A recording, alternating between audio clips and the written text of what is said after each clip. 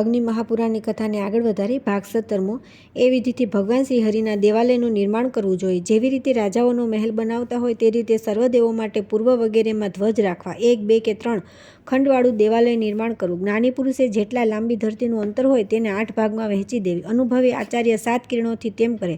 3 ખંડનું દેવાલય શ્રેષ્ઠ છે. અન્યોની હાજરીમાં શાસ્ત્રોક્ત વિધિથી દેવાલયનું નિર્માણ કરવું. વહેલી પરોઢમાં સ્નાન વગેરેથી પવિત્ર થઈ બ્રાહ્મણોને ભોજન કરાવી જળથી પૂર્ણ ઘડાઓ સાથે તોરણ ટાંક્યા. દેવાલયોમાં સ્વસ્તિ વાચન સાથે જોશી અર્ચન કરી શુભ મુહૂર્તમાં ગૃહ પ્રવેશ કરવો. પુષ્ટિમય મંત્ર ઉચ્ચારવો. હે ભદ્રા, મને શુભ મતિ આપો. સુંદર નંદના અત્રે આવીને ખેલો. દેવીમાં કાશ્યપી અત્રે રમણ કરો. માં ભાર્ગવી ગૃહમાં પધારો. હે ઈષ્ટિકા, તમો કૃપા કરો. હાથી, ઘોડા, પશુ અને ધનની વૃદ્ધિ કરો. મને સર્વ રીતે સમૃદ્ધ કરો.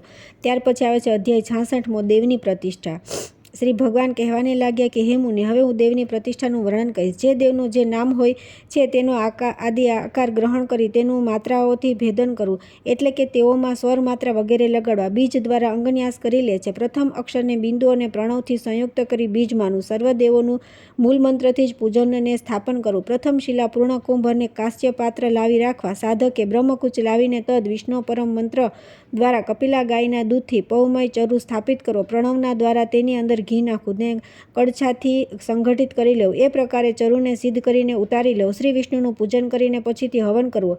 વ્યહતિ અને ગાયત્રીથી યુક્ત તદ્રિપાસો વગેરે મંત્રોથી ચારુહોમ કરવો. આદિ વૈદિક મંત્રથી ભૂમિ, અગ્નિ, સૂર્ય, પ્રજાપતિ, અંતરિક્ષ, દ્યો, બ્રહ્મા, પૃથ્વી વગેરે, કુબેર તથા રાજા સોમને ચતુર્યંત એવં સ્વાહા સંયુક્ત કરી તેના ઉદ્દેશ્ય આહુતિઓ પ્રદાન કરવી. 108 પલાશ સમિધાઓની મારફતે હવન કરી પુરુષ સૂક્તથી ઘીનો હોમ કરવો. ઈરાવતી ધેનુમતી મંત્રથી તિલાષ્ટકનો હોમ કરી બ્રહ્મા, વિષ્ણુ એવં શિવ એ દેવોના પાર્ષદો, ગ્રહો તથા લોકપાલો માટે ફરીથી આહુતિ અર્પિત કરવી. નદી, સમુદ્ર, પર્વત સર્વેને ઉદ્દેશ્યથી આહુતિઓનો હવન કરવો. 3 મહ્યાવતીઓનો ઉચ્ચારણ કરી સ્ત્રુવાના દ્વારા 3 મંત્રથી પંચગવ્ય તથા ચારુનો પ્રાશન કરી આચાર્યને સુવર્ણયુક્ત તલપાત્ર, વસ્ત્ર એવં સુશોભિત ગાય દક્ષિણામાં અર્પવી. જ્ઞાની પુરુષ ભગવાન વિષ્ણુ તામ એવું ઉચ્ચારીને વ્રતનું વિસર્જન કરે. હે મુનિ, માસોપવાસ વગેરે વ્રતોની અન્ય વિધિ હવે કહું છું. પ્રથમ દેવાધિદેવ શ્રી હરિને યજ્ઞથી સંતુષ્ટ કરવા. તેલ, તંદુલ, નિવળ, શામક અને યવન દ્વારા વૈષ્ણવ ચરુ સ્થપિત કરે છે. ઘીથી ઉતારી મૂર્તિ મંત્રથી હવન કરવો. માસાદી વિષ્ણુ વગેરે દેવો માટે હોમ કરવો. ઓમ શ્રી વિષ્ણવે સ્વાહા. ઓમ શ્રી વિષ્ણવે વિભૂષણાય સ્વાહા. ઓમ વિષ્ણવે શિવપિષ્ટાય સ્વાહા. ઓમ નરસિંહાય સ્વાહા. ઓમ પુરુષોત્તમાય સ્વાહા. આદિ મંત્રોથી ધ્રુત, પ્લુત, અશ્વત્થ વૃક્ષની 12 સમિધાઓથી હવન કરવો. ક્રમ પ્રમાણે મંત્રોથી આહુતિ અર્પવી. માસાધિપતિના ઉદ્દેશ્યથી 12 બ્રાહ્મણોને ભોજન કરાવવું. 13મા આચાર્યને પણ સન્માનિત કરવા. વૃતપતિ માટે સર્વ ચીજ વસ્તુઓ 13ની સંખ્યામાં રાખવી. ગૃહસ્થે ગૃહમાં હોમ તથા અન્ય કાર્ય વિધિવત અનુભવી આચાર્ય પાસે કરાવી ગૃહ પ્રવેશ કરવો. અન્નભંડાર સર્વે માટે જેના ખુલ્લા મૂકવા. બ્રાહ્મણોને દક્ષિણા આપવી. જે મનુષ્ય ઉદ્યાનનું નિર્માણ કરાવે છે તે ચિરકાલ નંદનકાનનના નિવાસ કરે છે. મઠ પ્રદાનથી સ્વર્ગ પ્રાપ્ત થાય છે. પુલનું નિર્માણ કરનાર દેવલોકમાં નિવાસ કરે છે.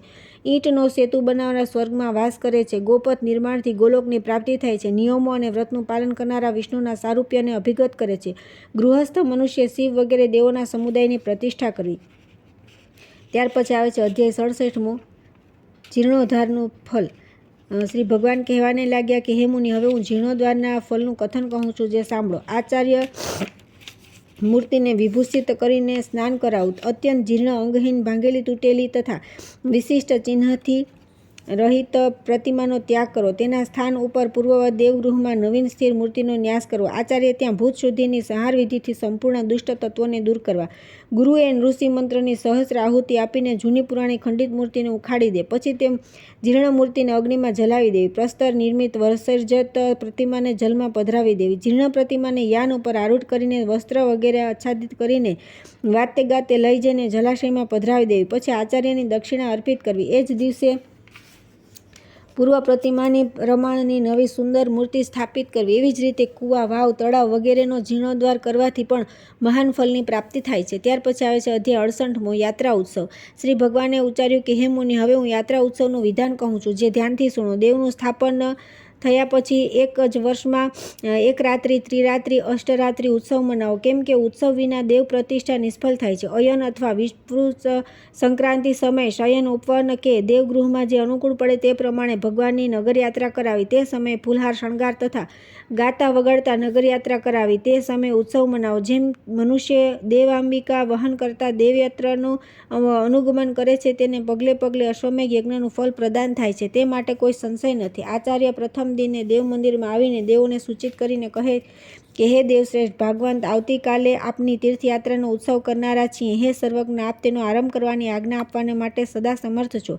દેવો સમક્ષ એ પ્રમાણેનું નિવેદન કરી ઉત્સવનો આરંભ કરવો. 4 સ્તંભોથી યુક્ત મંગલાકાર વિભૂષિત વેદિકાની સમીપે જવું, તેના મધ્યભાગમાં પ્રતિમાનો ન્યાસ કરવો, મૂળ મંત્રથી દેવમૂર્તિમાં અંગોમાં ઘીનું લેપન કરવું, દેવને દર્પણ દેખાડી આરતી, ગીત, વિદ્યા, વાદ્ય સાથે મંગલ કૃત્ય કરી પૂજન કરવું. મૂર્તિના કેસરને ચંદન ભક્તોના શિર પર છંટકાવ કરવાથી સમસ્ત તીર્થોની ફળ પ્રાપ્તિ થાય છે. આચાર્ય યાત્રા માટે દેવમૂર્તિને રથ ઉપર સ્થાપી ચમરછત્ર ઢોળતા, શંખનાદ કરતા નદીના તટ ઉપર જવું, નદી ઉપર વેદીનું નિર્માણ કરવું, દેવમૂર્તિનું જલમાં અઘમર્ષણ કરવું, પછી સ્થાપિત પૂજન કરવું ને દેવ પ્રસાદમાં લઈ જવું. આ ઉત્સવ ભોગને મોક્ષ દેનારો છે. ત્યાર પછી આવે છે અધ્યાય 69મો, સ્નાનનો મહિમા. શ્રી અગ્નિદેવ કહેવાને લાગ્યા કે હે ઋષિ, આજે હું સ્નાનનું મહિમાનું આપ સમક્ષ વિસ્તારપૂર્વક વર્ણન કહું છું. સૌથી પ્રથમ દેવાલયની સન્મુખ મંડપની નીચે મંડલની અંદર કલશોનો ન્યાસ કરવો. પ્રારંભથી લઈને સંપૂર્ણ કર્મો પૂર્ણ થયા ત્યાં સુધી ભગવાન શ્રી હરિનું ધ્યાન, પૂજન અને હવન કરવું. પૂર્ણાહુતિના સમયે 1000 અથવા તો 100 આહુતિઓ અર્પિત કરવી. એ પછીથી સ્નાનના દ્રવ્યો લાવીને કલશોનો વિન્યાસ કરી લેવો. કંઠસૂત્રયુક્ત કુંભોનું અધિવાસન કરીને મંડલમાં રાખી મૂકવા. ચોકર મંડળનું નિર્માણ કરીને તેને રેખાઓ દ્વારા વિભાજિત કરવા. પછીથી પાર્શ્વમાર્ગની એક રેખાને મિટાવી દેવી. એ રીતે એ મંડળમાં ચારે દિશાઓમાં 9 કાશની સ્થાપના કરી તેમને પૂર્વ આદિ ક્રમથી શાલીચૂર્ણ વગેરેથી પૂરી દેવી. પછીથી જ્ઞાની પુરુષે કુંભ મુદ્રાની રચના કરી પૂર્વાદિ દિશાઓમાં સ્થિત 9 કલશો લાવીને મૂકવા. પુંડરીકાક્ષ મંત્ર ભણીને તેની અંદર દર્ભ નાખવા. સર્વરત્ન સંભવિત જલપૂર્ણ કુંભને મધ્યમાં વિનશ્યત કરવો. શેષ બચેલા 8 કુંભોમાં ક્રમશઃ જવ, બ્રીહી, તલ, નિવાર, શ્યામક, કુલથ, મુદગ અને શ્વેત સરસવ નાખી 8 દિશાઓમાં સ્થાપિત કરવા. પૂર્વ દિશામાં ઘીથી પૂર્ણ કુંભ રાખવો. તેની અંદર પલાશ, અશ્વત્થ, વટ, બિલ્વ, ઉંદુંબર, પ્લક્ષ, જંબુ, શમી તથા કપિત્થ વૃક્ષની છાલનો ક્વાથ નાખવો.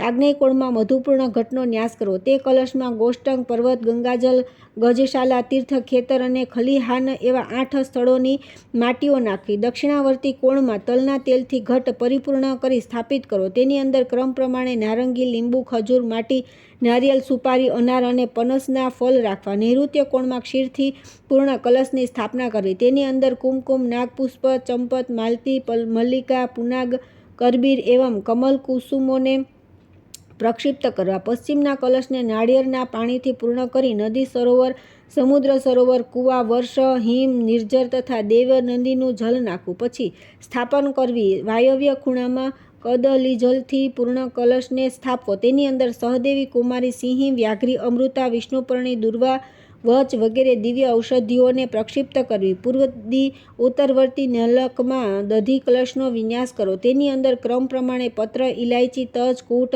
સુગંધબાલા, ચંદન્ય, લતા, કસ્તુરી, કૃષ્ણાગુરુ તથા સિદ્ધ દ્રવ્ય નાખવા. ઈશાનસ્ય નકલમાં શાંતિજલથી પૂર્ણ કુંભ રાખવો. તેની અંદર ક્રમશઃ શુભ્ર, રજત, સુવર્ણ, તાંબુ, કાસુ, શીશુ તથા રત્ન નાખવા. પ્રતિમાને ઘીનો અભ્યંત આપવો. પ્રતિમાને મૂળ મંત્રથી સ્નાન કરાવવું. એ જ પ્રમાણે આગળ જતા પછી તેનું પૂજન ગંધ આદિથી કરવું. ત્યારબાદ તેને વિધિથી અગ્નિમાં હોમ કરીને પૂર્ણાહુતિ આપવી. વિધિવત કાર્ય કરવું. સંપૂર્ણ ભૂતોની બલિ પ્રદાન કરવી. બ્રાહ્મણોને ભોજન કરાવી યથાયોગ્ય દક્ષિણા આપી સંતુષ્ટ કરવા. દેવતા, મુનિ તથા ઘણા રાજાઓએ પણ ભગવાન વિગ્રહનો અભિષેક કરીને તે ઈશ્વર રત્નને પ્રાપ્ત કર્યા છે. એ પ્રમાણે 1008 કલશોથી સ્નાન ઉત્સવનું અનુષ્ઠાન કરવું. આ પ્રકારનું અનુષ્ઠાન કરવાથી મનુષ્ય સર્વે મેળવી શકે છે. યજ્ઞના અવભૃત સ્થાનમાં પણ પૂર્ણ સ્નાન સંપન્ન થઈ જાય છે. પાર્વતીજી તથા લક્ષ્મીજીના વિવાહમાં વગેરે સ્નાનનો ઉત્સવ કરાવવામાં આવે છે. ત્યાર પછી આવે છે અધ્યાય 70મો, વૃક્ષ પ્રતિષ્ઠા કથન. શ્રી ભગવાન કહેવાને લાગ્યા કે હે મુનિ, હવે હું ભક્તિ અને મુક્તિને દેનાર વૃક્ષની પ્રતિષ્ઠાનું કથન કહું છું. સર્વે ઔષધિયુક્ત અબિલ ગુલાલથી પૂજિત અને પુષ્પોથી શોભિત વૃક્ષનું વસ્ત્ર વીંટાળીને પ્રતિષ્ઠાન કરવું. સુવર્ણ સોયથી તેના અંગોનું છેદન કરવું. અને વેદીમાં તાજા સુંદર 7 પુષ્પો મૂકવા, અધિવાસન કરી કુંભ સ્થાપી બલિ મૂકી રાખવા, દેવોનું પણ અધિવાસન કરવું, વૃક્ષોની મધ્ય અભિષેક મંત્ર કરવો, યજમાને ગૌ વસ્ત્ર આદિનું દાન કરવું, 4 દિન દૂધનું ભોજન કરાવવું, તલ પીપળાની સમેધાથી હવન કરી લેવો, આચાર્યને 2 ગણું દાન અર્પિત કરવું, વૃક્ષ તેમજ બાગના પ્રતિષ્ઠાન કરવાના, સમગ્ર પાપોનો ક્ષય થાય અને પુણ્યનો ઉદય થતાં સિદ્ધિ સાંપડે છે. શંકર ભગવાને કાર્તિકેયને કહ્યા મુજબ પરિવારની પ્રતિષ્ઠા કહી. ત્યાર પછી આવે છે અધ્યાય 71મો, ગણેશજીની પૂજા. શ્રી ઈશ્વર બોલ્યા કે હો કાર્તિકેય, હવે સર્વ વિઘ્નોના વિનાશ માટે શ્રી ગણેશજીની પૂજાની વિધિ કહું છું. શ્રી ગણેશજીની પૂજા સર્વે અર્થોને દેનારી છે, માટે હવે નીચે જણાવ્યા પ્રમાણે પૂજન શરૂ કરવું. સર્વે કાર્ય વિધિવત પૂર્ણ કરવું. ગણંજયાય સ્વાહા હૃદયથી ન્યાસ કરવો. એ પછીથી એક દ્રષ્ટાએ હુમ ફટથી શિરનો ન્યાસ કરવો. ત્યારબાદ અચલ કરણીને નમો નમઃ શ્રી શિખાનો ન્યાસ કરવો. ત્યાર પછી ગજવક્ત્રાય નમો નમઃ શ્રી કવચનો ન્યાસ કરવો. એ પછીથી મહોદરાય ચંડાય નમઃ થી નેત્રનો ન્યાસ કરવો. ક્રમ પ્રમાણે સુંદર અસ્તાએ ફટ અસ્ત્રેહે એ મંત્રોથી અંગન્યાસ કરવો. ગણ, ગુરુ, ગુરુપાદુકા, શક્તિ, અનંત અને ધર્મ તેના મુખ્ય કમલ મંડલના ઉર્ધ્વ તથા નિમ્ન દલોમાં પૂજન કરવું. તીવ્રા, જ્વાલિની, નંદા, ભોગદા, કામરૂપિણી, ઉગ્રા, તેજોવતી, સત્યા એવં વિઘ્નનાશિની એ 9 પીઠ શક્તિઓની પણ પૂજા કરવી. પછી ચંદનના ચૂર્ણનું આસન સમર્પિત કરવું. યમ, શોક, વાયુ, રમ, અગ્નિ, લમ, પૃથ્વી તથા વમ અમૃતનું બીજ માનવામાં આવેલ છે. એવી જ રીતે આ મંત્રને સાંભળવો. ઓમ લંબોદરાય વિદ્મહે મહોદરાય ધીમહિ તન્નો દંતી પ્રચોદયાત. શ્રી ગણેશજીના માટેનો આ અદ્ભુત ને દિવ્ય ગાયત્રી મંત્ર છે. હા કાર્તિકેય, પૂજન વિધિને સુણો. ગણપતિ, ગણાધીપ, ગણેશ, ગણનાયક, ગણક્રીડ, વક્રતુંડ, એકદ્રષ્ટ, મહોદર, ગજવક્ત્ર, લંબોદર, વિકટ, વિઘ્નનાશ, ધૂમ્રવર્ણ તથા ઇન્દ્ર આદિ દિક્પાલ એ સર્વનું ગણપતિની પૂજામાં અંગરૂપથી પૂજન કરવું. ત્યાર પછી આવે છે અધ્યાય 72મો, સ્નાન, સંધ્યા ને તર્પણ વિધિ. શ્રી ઈશ્વર કહેવા લાગ્યા કે હે કાર્તિકેય, હવે હું નિત્ય નૈમિતિક સ્નાન, સંધ્યા ને તર્પણ વિધિ સહિતના પૂજનનું વર્ણન કહું છું. પ્રથમ કોઈ તળાવ કે નદી કિનારે અસ્ત્રમંત ફટના ઉચ્ચારણપૂર્વક 8 અંગુલ ઊંડેની માટી ખોદીને બહાર કાઢવી. તેને સંપૂર્ણ રીતે લઈ આવીને તે જ મંત્ર દ્વારા તેનું પૂજન કરવું. તે પછીથી શિરોમંત્ર સ્વાહાથી તે માટીને જલાશયના તટ ઉપર રાખી અસ્ત્રમંત્રથી તેનું શોધન કરવું. પછી શિખામંત્ર વશટનું ઉચ્ચારણપૂર્વક તેની અંદરથી ઘાસ, કચરું આદિ વીણી નાખીને કવચ મંત્ર હુમથી તે માટીના 3 ભાગ કરવા. પ્રથમ ભાગની જલ મિશ્રિત માટીને લાભીથી લઈને પગ સુધીના અંગોમાં લગાડવી. તે પછીથી તેને ધોઈને અસ્ત્ર મંત્ર દ્વારા અભિમંત્રિત થયેલી બીજા ભાગની દીપ્તમતી માટીના દ્વારા શેષ સંપૂર્ણ શરીરને અનુલિપ્ત કરીને બંને હાથથી કાન, નાક વગેરે ઇન્દ્રિયોના છિદ્રોને બંધ કરીને શ્વાસ રોકીને મનોમન કાલાગ્નિની સમાન તેજોમય અસ્ત્રનું ચિંતન કરતા પાણીમાં ડૂબકી લગાવી સ્નાન કરવું. આ શારીરિક મેલને દૂર કરનારું સ્નાન કહેવાય છે. એને એ પ્રકારે કરીને જલની ભીતરથી બહાર નીકળીને આવીને સંધ્યા કરી વિધિવત સ્નાન કરવું. એ પછીથી હૃદયાય મંત્ર નમનના ઉચ્ચારણપૂર્વક અંકુશ મુદ્રા દ્વારા સરસ્વતી વગેરે તીર્થોમાંથી કોઈ એક તીર્થનું ભાવના દ્વારા આકર્ષણ કરી પછીથી સહાર મુદ્રા દ્વારા તેને પોતાના સમીપવર્તી જલાશયમાં સ્થાપિત કરવું. તે પછીથી શેષ ત્રીજા ભાગની માટી લઈને નાભી સુધી જલની અંદર પ્રવેશ કરવો અને ઉત્તરાભિમુખ થઈને ડાબી હથેળી ઉપર તેના 3 ભાગ કરવા. દક્ષિણ ભાગની માટીને અંગન્યાસ સંબંધી મંત્રો દ્વારા અર્થાત ઓમ હૃદયાય નમઃ, શીર્ષે સ્વાહા, શિખાય વશટ, કવચાય હુમ, નેત્રાય વશટ તથા અસ્ત્રાય ફટ એ 6 મંત્રોથી એકવાર ફરીથી અભિમંત્રિત કરવું. પૂર્વ ભાગની માટીને અસ્ત્રાય ફટ એ મંત્રનો 7 વાર જપ કરી અભિમંત્રિત કરવી તથા ઉત્તર ભાગની માટીને ઓમ નમઃ શિવાય એ મંત્રનો 10 વાર જપ કરી અભિમંત્રિત કરવી. એ રીતે પૂર્વોક્ત માટીના 3 ભાગોનું ક્રમશઃ અભિમંત્રણ કરવું જોઈએ. તે પછીથી પહેલાં એ માટીમાંથી થોડો થોડો ભાગ લઈને સંપૂર્ણ દિશાઓમાં નાખવો.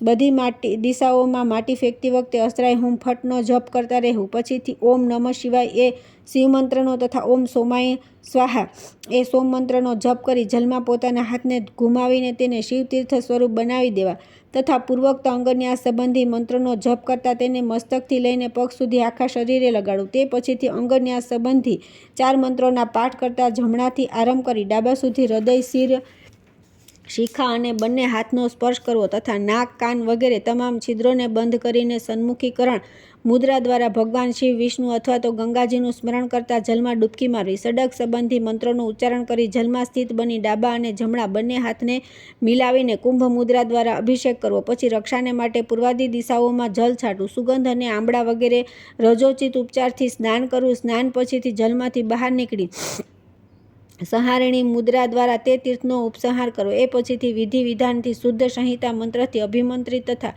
નિવૃત્તિ આદિના દ્વારા શોધિત ભસ્મથી સ્નાન કરવું. ઓમ અસ્ત્રાય ફટ એ મંત્રનું ઉચ્ચારણ કરતા શિરથી પગ સુધી ભસ્મ દ્વારા મલ સ્નાન કરીને પછી વિધિપૂર્વક શુદ્ધ સ્નાન કરવું. ઈશાન, તત્પુરુષ, અઘોર, ગુહ્યક અથવા વામદેવ તથા સંધ્યોજાત સંબંધી મંત્રો દ્વારા ક્રમશઃ મસ્તક, મુખ, હૃદય તથા ગુહ્યાંગ તથા શરીરના અન્ય અવયવોમાં ઉદ્ધર્તન કરવું જોઈએ. ત્રણેય સંધ્યાના સમયે નિશ્ચિત કાલમાં, વર્ષાની પહેલાં અને પછી સૂતા પછી, જમ્યા પછી, પાણી પી લીધા પછી તેમજ અન્ય આવશ્યક કાર્ય કરીને આગ્નેય સ્નાન કરવું જોઈએ. સ્ત્રી, નપુંસક, શૂદ્ર, બિલાડી, સબ અને ઉંદરનો સ્પર્શ થઈ જાય ત્યારે પણ આગ્નેય સ્નાન કરવાનું વિધાન છે. એક નાનકડી કુલ્લી ભરેલું જલ પી લો તે પણ આગ્નેય સ્નાન બરાબર છે. સૂર્યના કિરણો દેખાવાના સમયે જો આકાશમાંથી જલની વર્ષા થઈ રહી હોય તો પૂર્વાભિમુખ થઈને બંને હાથને ઉપર ઉઠાવી ઈશાન મંત્રનું ઉચ્ચારણ કરતા 7 પગલાં ચાલીને તે વર્ષાના જલમાં સ્નાન કરવું તેને મહેન્દ્ર સ્નાન કહેવાય છે. ગાયોના સમૂહમાં મધ્ય ભાગમાં સ્થિત બનીને તેમના પગની ખરીઓથી ખોદાઈને તે ઉપર તરફ ઉડતી ધૂળથી ઈષ્ટદેવના સંબંધી મૂળ મંત્રનો જપ કરતા અથવા તો કવચ મંત્ર હુમનો જપ કરતા જે સ્નાન કરવામાં આવે છે તેને પાવન સ્નાન કહેવાય છે. સંધ્યોજાત આદિ મંત્રોના ઉચ્ચારણપૂર્વક જે જલથી અભિષેક કરવામાં આવે છે તેને મંત્ર સ્નાન કહે છે. એ જ પ્રકારે વરુણ દેવતા અને અગ્નિ દેવતા સંબંધી મંત્રોથી પણ આ સ્નાન કર્મ સંપન્ન કરવામાં આવે છે. મનમાં ને મનમાં મૂળ મંત્રનું ઉચ્ચારણ કરતા પ્રાણાયામપૂર્વક માનસિક સ્નાન કરવું જોઈએ એનું સર્વત્ર વિદ્વાન છે. વિષ્ણુ દેવતા આદિથી સંબંધ રાખનારા કાર્યોમાં તે દેવતાઓના મંત્રોથી જ સ્નાન કરાવવું. હે કાર્તિકે, હવે હું વિભિન્ન મંત્રો દ્વારા સંધ્યાવિધિનું સંપૂર્ણ વર્ણન કહું છું, જે તમે ખૂબ જ શાંતિથી સુનો. પ્રથમ, સારી રીતે દેખભાળપૂર્વક બ્રહ્માતીર્થની 3 વાર જલનું મંત્ર પાઠપૂર્વક આચમન કરવું. આચમન કાલમાં આત્મતત્વ, વિદ્યાતત્વ અને શિવતત્વ એ શબ્દોના અંતમાં નમઃ સહિત સ્વાહા શબ્દ જોડીને મંત્રપાઠ કરવો જોઈએ. એ પછીથી ઓમ આત્મતત્વાય નમઃ સ્વાહા, ઓમ વિદ્યાતત્વાય નમઃ સ્વાહા, ઓમ શિવ તત્વાય નમઃ સ્વાહા એ મંત્રોથી આચમન કરીને પછીથી મુખ, નાસિકા, નેત્ર અને કાનનો સ્પર્શ કરવો. પછીથી પ્રાણાયામ દ્વારા સંકલીકરણની ક્રિયા સંપન્ન કરી સ્થિરતાપૂર્વક બેસી જવું. એ પછીથી મંત્ર સાધક પુરુષે મનમાં ને મનમાં 3 વાર શિવ સંહિતાની આવૃત્તિ કરવી અને આચમન એવં અંગન્યાસ કરી પ્રાતઃકાલની બ્રાહ્મી સંધ્યાનું આ પ્રકારે ધ્યાન ધરવું. પ્રાતઃકાલની સંધ્યાનું વર્ણન સાંભળો. પ્રાતઃકાલમાં સંધ્યાદેવી બ્રહ્મશક્તિના રૂપમાં ઉપસ્થિત છે. તેઓ હંસ ઉપર આરૂઢ થયેલા છે અને કમલના આસન ઉપર બિરાજમાન છે. તેમની અંગકાંતિ લાલ છે. તેમના 4 મુખ અને 4 હાથ છે. તેમના જમણા હાથમાં કમલ અને સ્ફટિકની માલા તથા ડાબા હાથમાં દંડ અને કમલ શોભી રહેલ છે એવું ભાવવાહી ચિંતન કરવું. મધ્યકાલીન સંધ્યાનું વર્ણન સાંભળો.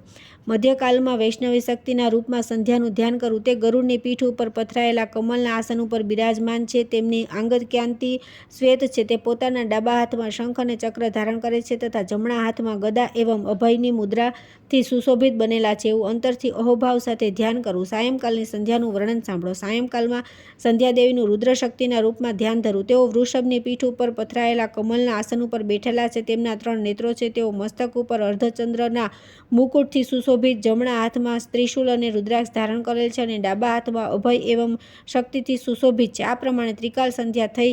દરેક સંધ્યાની ગતિવિધિ તમે જાણી. એ સંધ્યાઓ કર્મોની સાક્ષી છે માટે 3 સંધ્યા વિધિથી કરવી. આપણી પોતાની જાતને તેઓની પ્રભાથી અનુગત સમજવું. જ્યારે એ 3 બીજી ચોથી સંધ્યા પણ હોય છે જે કેવળ જ્ઞાની પુરુષોને માટે જ હોય છે. તેને અડધી રાત્રિના આરંભમાં બોધાત્મક સાક્ષાત્કાર થાય છે. એ 3 સંધ્યાઓ ક્રમશઃ હૃદય બિંદુ અને બ્રહ્મરંધ્રમાં સ્થિત છે. ચોથી સંધ્યાનું કોઈ રૂપ નથી. તે તો બસ પરમ શિવમાં જ બિરાજમાન છે. કેમ કે તે શિવ સર્વથી પર છે તેથી તેને પરમ સંધ્યા કહેવામાં આવે છે. તર્જની અંગુલીના મૂળ ભાગમાં પિતૃના, કનિષ્ઠકાના મૂળ ભાગમાં પ્રજાપતિના, અંગૂઠાના મૂળ ભાગમાં બ્રહ્માના અને હાથના અગ્રભાગમાં દેવતાઓનું તીર્થ હોય છે. જમણા હાથની હથેળીમાં અગ્નિનું, ડાબા હાથની હથેળીમાં સોમનું તથા અંગુલીના પૂર્વે પર્વમાં એમ સંધિઓમાં ઋષિઓના તીર્થ છે. સંધ્યાના ધ્યાન પછી શિવ સંબંધી મંત્રો દ્વારા તીર્થને શિવ સ્વરૂપ બનાવી આપો, હિષ્ટા ઇત્યાદિ સંહિતા મંત્રો દ્વારા તેના જલથી માર્જન કરવું. ડાબા હાથ ઉપર તીર્થના જલને રાખીને અને જમણા હાથથી મંત્રપાઠપૂર્વક ક્રમશઃ શિરનું સિંચન કરવું તેને માર્જન કહેવાય છે. એ પછી અઘમર્ષણ કરવું. હવે તેની વિગતવાર સર્વે વિધિ સાંભળો. ત્યારબાદ કુશ, પુષ્પ, અક્ષત અને જલથી યુક્ત અર્ધ્યાંજલિ લઈને તેને ઓમ નમઃ શિવાય સ્વાહા એ મંત્રથી ભગવાન શિવને સમર્પિત કરી અને યથાશક્તિ ગાયત્રી મંત્રના જપ કરવા. હવે હું તર્પણની વિધિનું વર્ણન કહીશ જે તમે ખૂબ શાંતિથી સુણો. દેવતાઓ માટે દેવતીર્થથી તેમના નામ મંત્રના ઉચ્ચારણપૂર્વક તર્પણ કરવું. ઓમ શિવાય સ્વાહા એવું ઉચ્ચારીને શિવનું તર્પણ કરવું. એ જ પ્રકારે અન્ય દેવતાઓને પણ તેમના સ્વાહાયુક્ત નામ લઈને જલથી તૃપ્ત કરવા જોઈએ. હૃદય, શિર, શિખા, કવચ, નેત્ર એવં અસ્ત્ર વિષયક ન્યાસ કરવો જોઈએ. 8 દેવગણોને તેમના નામના અંતમાં નમ પદ જોડીને તર્પણાર્થ જલ અર્પિત કરવું જોઈએ. તે પછીથી જનોઈને ગળામાં માલાની ભાંતિ ધારણ કરીને ઋષિઓને તર્પણ કરવું જોઈએ. ઓમ હામ અત્રય નમ, ઓમ હામ વસિષ્ઠાય નમ, ઓમ હામ પુલત્સ્ય નમ, ઓમ વ્રતવે નમ, ઓમ ભારદ્વાજાય નમ, ઓમ હામ વિશ્વામિત્રાય નમ, ઓમ હામ પ્રચતેસય નમ, ઓમ હામ મરીચય નમ. એ મંત્રનો જાપ કરતા અત્રિ આદિ ઋષિઓને 1 અંજલિ જલ આપવો. તે પછીથી સનકાદિ મનુષ્યોને 2 અંજલિ જલ આપતા નિમ્નલિખિત વાક્યો બોલવા. ઓમ હામ સર્વેભ્યો ભૂતેભ્યો વસટ. એ મંત્રથી વસટ સ્વરૂપ ભૂતગણોનું તર્પણ કરવું. તે પછીથી યજ્ઞોપવીતને જમણા ખભા ઉપર રાખીને કુશના મૂલ અને અગ્રભાગથી તલ સહિત જલની 3 અંજલિઓ દિવ્ય પિતૃઓને માટે અર્પિત કરવી. ઓમ હામ ઈશાનાય પિત્રે સ્વાહા કહીને પિતાને, ઓમ હામ પિતામહાય સ્વાહા કહીને પિતામહને તથા ઓમ હામ શાંત પ્રપિતામહે સ્વાધા કહીને પ્રપિતામહને પણ તૃપ્ત કરવા. એ પ્રકારે સમસ્ત પ્રેત પિતૃઓનું તર્પણ કરી પછી ઓમ હામ રક્ષોભ્ય સ્વાહા વગેરે બોલી સર્વ પિતૃઓને, સંબંધીઓને, આચાર્યોને, સિદ્ધોને, રાક્ષસોને જલની અંજલિ આપવી.